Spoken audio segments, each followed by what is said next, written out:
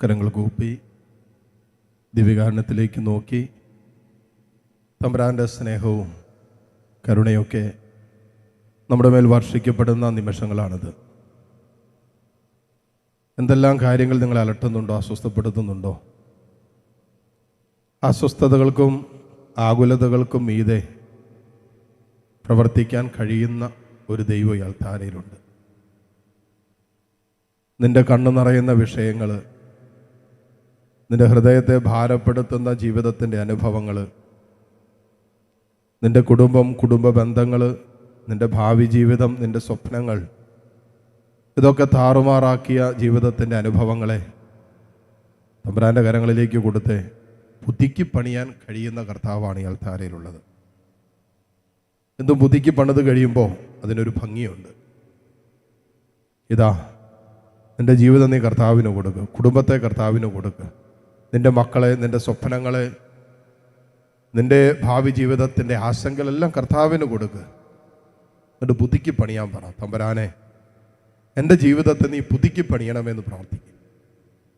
എൻ്റെ സ്വപ്നങ്ങളെ നീ പുതുക്കി പണിയണമേ, എൻ്റെ ദാമ്പത്യത്തെ നീ പുതുക്കി പണിയണമേ, നിൻ്റെ സ്നേഹത്തിൽ പുതിയതാക്കണമെന്ന് പ്രാർത്ഥിക്കുക. എൻ്റെ കാരുണ്യത്തിലും ദയയിലൊക്കെ എൻ്റെ ദാമ്പത്യ ബന്ധങ്ങളെ പുതുക്കി പണിയാൻ പറ. എൻ്റെ കുടുംബത്തെ നിൻ്റെ സമാധാനം കൊണ്ട് പുതുക്കാൻ പറ.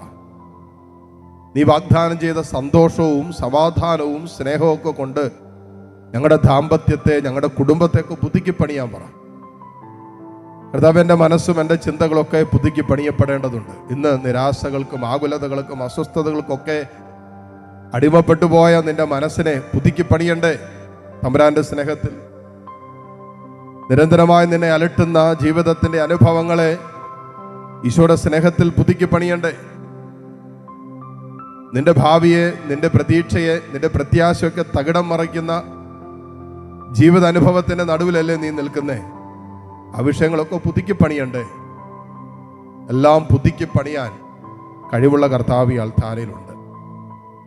പാപം മൂലം തകർന്നുപോയ ഒരു ഇന്നലെ നിന്റെ ജീവിതത്തിലുണ്ടാകാം. ദൈവസ്നേഹത്തെ തിരസ്കരിച്ചതുകൊണ്ടും കർത്താവിൻ്റെ കാരുണ്യത്തിനെതിരെ പുറംതിരിഞ്ഞു നിന്നതുകൊണ്ടും നീ അനുഭവിക്കുന്ന ഭയവും ആകുലതകളും അസ്വസ്ഥതകളും കുറ്റബോധമൊക്കെ നിന്റെ മനസ്സിലുണ്ടാകാം.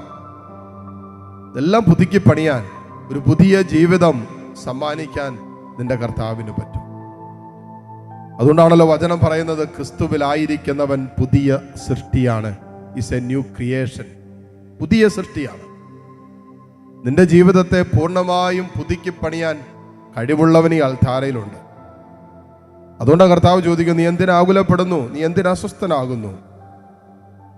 മത്തായിയുടെ സുവിശേഷം 10-ാം അധ്യായം 30-ാമത്തെ വചനത്തിൽ നാം വായിക്കുന്നില്ലേ, നിങ്ങളുടെ തലയിലെ ഓരോ മുടിയിഴയും എണ്ണപ്പെട്ടിരിക്കുന്നു, അതിനാൽ ഭയപ്പെടേണ്ട, നിങ്ങൾ അനേകം കുരുവികളെക്കാൾ വിലയുള്ളവരാണല്ലോ. അല്ല, നമ്മുടെ തലയിലെ ഓരോ തലമുടിയും കർത്താവ് എണ്ണിയെന്ന് പറഞ്ഞാൽ ഇന്നെന്താ അർത്ഥമാക്കുന്നേ? അത്രമാത്രം കരുതുന്ന ഒരു ദൈവം ഉണ്ടെന്നല്ലേ? അത്രമാത്രം നമ്മെ അറിയുന്ന ഒരു ദൈവം ഉണ്ടെന്നല്ലേ? അത്രമാത്രം നമ്മുടെ ജീവിതത്തിൽ സംഭവിച്ചു കൊണ്ടിരിക്കുന്ന ഓരോ വിഷയങ്ങളെക്കുറിച്ചും മനസ്സിലാക്കുന്നൊരു ദൈവം ഉണ്ടെന്നുള്ളതല്ലേ? അതായത് തലയിൽ നിന്ന് ഒരു തലമുടി താഴെ പോകുമ്പോൾ ദൈവം അറിയുന്നുണ്ടെന്ന് പറഞ്ഞാൽ നിന്റെ നിസ്സാര കാര്യങ്ങളെ പ്രതി തമ്പുരാൻ ഒരു ആലോചനയുണ്ടെന്നും ഉദ്ദേശമുണ്ടെന്നും വിചാരമുണ്ടെന്നും അല്ലേ വചനം പറയുന്നത്? പിന്നെന്തിന് ഇത്ര ആകുലപ്പെടുന്നത്? അതുകൊണ്ടല്ലേ കർത്താവ് പറഞ്ഞത്, നിങ്ങളുടെ തലയുടെ ഓരോ മുടിയിഴയും എണ്ണപ്പെട്ടിരിക്കുന്നു, അതിനാൽ നിങ്ങൾ ഭയപ്പെടേണ്ട, നിങ്ങൾ ആകുലപ്പെടേണ്ട. ഈശോയോട് പറഞ്ഞു, ഈശോയെ, എന്നെ ഭരിക്കുന്ന പല ആകുലതകളുണ്ട്. എത്രയൊക്കെ പ്രാർത്ഥിക്കാൻ ശ്രമിച്ചിട്ടും, എത്രയൊക്കെ കർത്താവ് നിന്നെ വിളിക്കാനും ഈശോ നിന്നോട് ചേർന്നിരിക്കാൻ ശ്രമിച്ചിട്ടും പരിശ്രമം നടത്തിയിട്ടും ഒക്കെ എൻ്റെ മനസ്സിൽ നിന്ന് മാറാതെ കിടക്കുന്ന ഭയപ്പാടുകളുണ്ട്, ആശങ്കകളുണ്ട്, ആകുലതകളുണ്ട്, സ്വസ്ഥതക്കേടുണ്ട്, സമാധാനമില്ലാത്ത അവസ്ഥകളുണ്ട്. ഈ വിഷയങ്ങളിലെല്ലാം കർത്താവെ, നിന്റെ കരം നീട്ടി എന്നെ ഇപ്പോൾ ഈ നിമിഷം പുതുക്കി പണിയാൻ പറ. കർത്താവെ, നിന്റെ സ്നേഹത്തിൽ എന്നെ പുതുക്കാൻ പറ. കർത്താവെ, നിന്റെ കാരുണ്യത്തിൽ എന്നെ പുതുക്കാൻ പറ. കർത്താവേ, നിന്റെ കരുതുന്ന സ്നേഹത്തിൽ എൻ്റെ മനസ്സിനെ, എൻ്റെ ചിന്തകളെ, എൻ്റെ വൈകാരികതകളെല്ലാം വിശുദ്ധീകരിച്ച് പുതുക്കി തരാൻ പറ. ആഗ്രഹിച്ച് നമുക്ക് പ്രാർത്ഥിക്കാം. അതുകൊണ്ടാണ് വചനം നമ്മളോട് കൂട്ടിച്ചേർക്കുന്നൊരു കാര്യമുണ്ട്. ശരീരത്തെ കൊല്ലുകയും ആത്മാവിനെ കൊല്ലാൻ കഴിവില്ലാതിരിക്കുകയും ചെയ്യുന്നവരെ നിങ്ങൾ ഭയപ്പെടേണ്ട. ഈ ലോകം അനുവദിക്കുന്നതെല്ലാം നിന്റെ ശരീരത്തെയും നിന്റെ ഭൗതിക ജീവിതത്തിൻ്റെ അനുഭവങ്ങളെ മാത്രമേ തകർക്കാൻ പറ്റൂ. നിന്റെ ആത്മാവിനെ തൊടാൻ പറ്റില്ല. ആത്മാവിനെ തൊടണമെങ്കിൽ നീ അനുവദിക്കണം. കാരണം ദൈവം സ്വന്തം പുത്രനെ ഈ ലോകത്തിലേക്ക് അയച്ച് അവൻ്റെ കാൽവരി യാഗത്തിലൂടെ, അവൻ്റെ പരിശുദ്ധ രക്തത്തിലൂടെ നമ്മുടെ ആത്മാവിൻ്റെ മേൽ മുദ്രയിട്ടുറപ്പിച്ചതാണ്.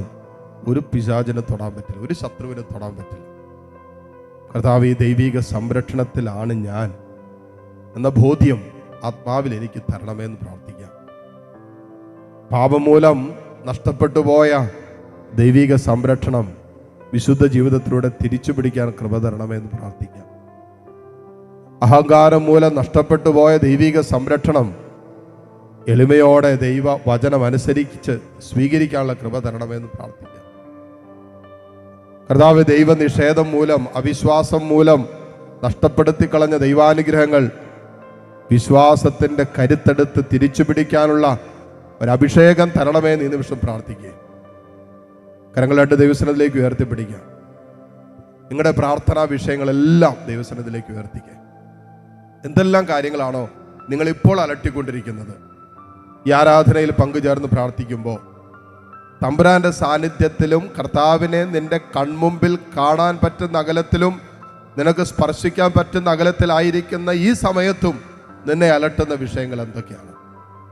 നിന്നെ ഭാരപ്പെടുത്തുന്ന വിഷയങ്ങൾ എന്തൊക്കെയാണ്? നിന്റെ സ്വസ്ഥതയും നിന്റെ സമാധാനമൊക്കെ തല്ലിക്കെടുത്തുന്ന വിഷയം എന്താണ്? ആ വിഷയങ്ങളെ കർത്താവിന് കൊടുത്തേ. ഹൃദയം തുറന്നൊന്ന് പ്രാർത്ഥിക്കാൻ പറ്റിയാൽ, മനസ്സ് തുറന്നൊന്ന് കരയാൻ പറ്റിയാൽ, ഹൃദയത്തിൻ്റെ വിങ്ങലുകളും തേങ്ങലുകളും ഒന്നിറക്കി വെച്ച് ദൈവമേ എന്നൊന്ന് ഹൃദയം തുറന്ന് വിളിക്കാൻ പറ്റിയാൽ എന്തോ ഒരു ആശ്വാസം നമുക്ക് കിട്ടും, എന്തോ ഒരു സമാധാനം നമുക്ക് കിട്ടും. മനമുരുകിയവരെ കർത്താവ് കടാക്ഷിക്കുന്നു എന്നാ പറഞ്ഞേ. ഈശോയെ, ഇതാ നീറുന്ന മനസ്സുമായിട്ട്, ഉരുകി വേദനിച്ച് നിൽക്കുന്ന ഹൃദയവുമായിട്ടൊക്കെ നിന്റെ മുമ്പിൽ നിൽക്കുന്നവരുണ്ട്. വലിയ പ്രശ്നങ്ങളുടെ, പ്രതിസന്ധികളുടെ മുമ്പിൽ നിൽക്കുന്നവര്, പരിഹരിക്കപ്പെടാൻ പറ്റാത്ത ജീവിതത്തിന്റെ പ്രശ്നങ്ങളുടെ നടുവിൽ എത്തി നിൽക്കുന്ന ജീവിതങ്ങൾ, ആത്മഹത്യയല്ലാതെ മറ്റൊരു പരിഹാരമില്ല എന്ന് പോലും ഒരുപക്ഷെ മനസ്സിവരോട് മന്ത്രിക്കുന്നുണ്ടാകാം. ഇത് പ്രതീക്ഷിക്കാൻ ഒന്നുമില്ല എന്നും പ്രത്യാശിക്കാൻ ഒന്നുമില്ല എന്നും ജീവിതത്തിന്റെ സാഹചര്യങ്ങളും അവസ്ഥകളും ഇവരോട് മന്ത്രിക്കുന്നുണ്ടാകാം. വർഷങ്ങളായി അടഞ്ഞുപോയ, തടസ്സപ്പെട്ട് കിടക്കുന്ന ജീവിതത്തിന്റെ അനുഗ്രഹങ്ങളെ നോക്കി വല്ലാതെ വിലപിക്കുന്നവരാകാം ഇവര്.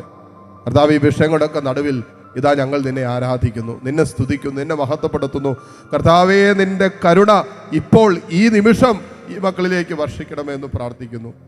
കരങ്ങൾ ഈശോയിലേക്ക് നീട്ടിപ്പിടിച്ച് അതരം തുറന്ന് സ്വരമുയർത്തി ജീവിക്കുന്ന കർത്താവിനെ, ജീവൻ തരുന്ന കർത്താവിനെ, എല്ലാം പുതുക്കി പണിയാൻ കഴിയുന്ന കർത്താവിനെ ആരാധിച്ചുകൊണ്ട് സ്തുതിക്കട്ടെ. ഹല്ലേലൂയ, ഹല്ലേലൂയ. യേശുവേ, ആരാധന, ആരാധന, ആരാധന, ആരാധന. കർത്താവേ, നിന്നെ ഞങ്ങൾ ആരാധിക്കുന്നു, ആരാധിക്കുന്നു, ആരാധിക്കുന്നു, സ്തുതിക്കുന്നു കർത്താവേ. ഹല്ലേലൂയ, ഹല്ലേലൂയ, ഹല്ലേലൂയ.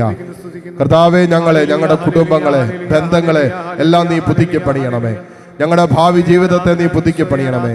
ഞങ്ങളുടെ സ്വപ്നങ്ങളെ, പ്രതീക്ഷകളെ എല്ലാം കർത്താവേ നീ പുതുക്കി പണിയണമേ. ഹല്ലേലൂയ, ഹല്ലേലൂയ, ഹല്ലേലൂയ.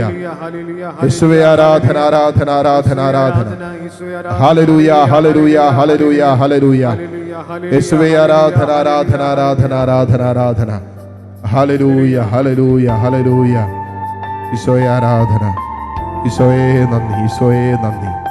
ഹല്ലേലൂയ, ഹല്ലേലൂയ, ഹല്ലേലൂയ. കരങ്ങൾ കൂപ്പി കർത്താവിനെ ഹൃദയം കൊണ്ട് സ്തുതിച്ച് ആരാധിച്ച് പ്രാർത്ഥിക്കും. ഈശോയെ, കർത്താവേ നന്ദി, പരിശുദ്ധാത്മാവേ നന്ദി. ഹല്ലേലൂയ, ദൈവപുത്ര അങ്ങേക്ക് ആരാധന. ഈശോയെ, യേശുനാഥ അങ്ങേക്ക് ആരാധന. ആമേൻ. ദൈവപുത്ര അങ്ങേക്ക് ആരാധന. യേശുനാഥ അങ്ങേക്ക് ആരാധന. ആരാധന തിരുസന്നിധിയിൽ ഇന്നു വന്നിടുവാൻ കൃപ നൽകിയതാ അങ്ങേക്കാരാധന തിരുസന്നിധിയിൽ ഇന്നു വന്നിടുവാൻ കൃപ നൽകിയതാ അങ്ങേക്കാരാധന ഹോശാന ഹല്ലേലൂയ ഹോശാന ഹല്ലേലൂയ ഹോശാന ഹല്ലേലൂയ ഹോശാന ഹല്ലേലൂയ.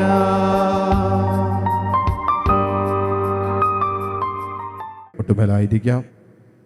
ദിവ്യകാരുണ്യ ഈശോയുടെ ആശീർവാദം സ്വീകരിക്കാൻ ഒരുങ്ങുന്ന നിമിഷമാണ്. കർത്താവിൻ്റെ കാരുണ്യത്തിലേക്ക് നമ്മുടെ എല്ലാ പ്രത്യേക നിയോഗങ്ങളെയും സമർപ്പിക്കാം. ഈ ആലയത്തെയും ഈ ആലയത്തിലെല്ലാ ശുശ്രൂഷകളെയും അനുഗ്രഹിക്കണമെന്ന് പ്രാർത്ഥിക്കാം.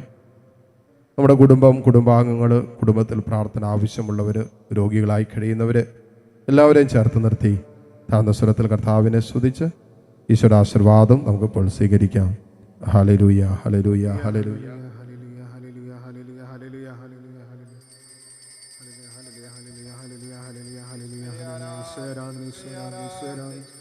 ഈശ്വരാധന ഹല്ലേലൂയ ഹല്ലേലൂയ ഹല്ലേലൂയ ഹല്ലേലൂയ ഈശ്വരാധന ഹല്ലേലൂയ ഹല്ലേലൂയ ഹല്ലേലൂയ.